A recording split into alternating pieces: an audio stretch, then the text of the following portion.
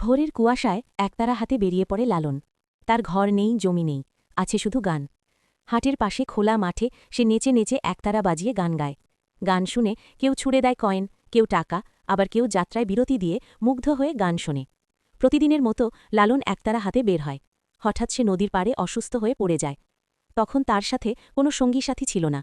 এ সময় একজন সাধারণ মুসলমান নারী তার পরিচয় না জেনেও জাত ধর্মের তোয়াক্কা না করে তাকে আশ্রয় দিয়ে, সেবা দিয়ে সুস্থ করে তোলেন। সুস্থ হয়ে উঠে লালন বুঝতে পারলেন সবার আগে মানুষ, ধর্ম পরে। সেই দিন থেকেই লালন খুঁজতে লাগলেন মানুষের ভেতরের মানুষটাকে। একতারা হাতে পথে পথে গাইলেন, মানুষ ভজলে সোনার মানুষ হবি। তিনি শেখালেন, ঈশ্বর মন্দির, গির্জা বা মসজিদে নয়, মানুষের হৃদয়ে বাস করে। হিন্দু, মুসলমান, খ্রিস্টান, ধনী, গরিব সবাই ছিল তার কাছে সমান। লালন কোনো ধর্ম বানাননি, বানিয়েছেন ভালোবাসার পথ। আজও তার গান বলে, মানুষই সবচেয়ে বড় সত্য। বুঝলে তো বন্ধুরা, জাত ধর্ম বর্ণ নয়, মানবতাই হল মানুষের আসল পরিচয়।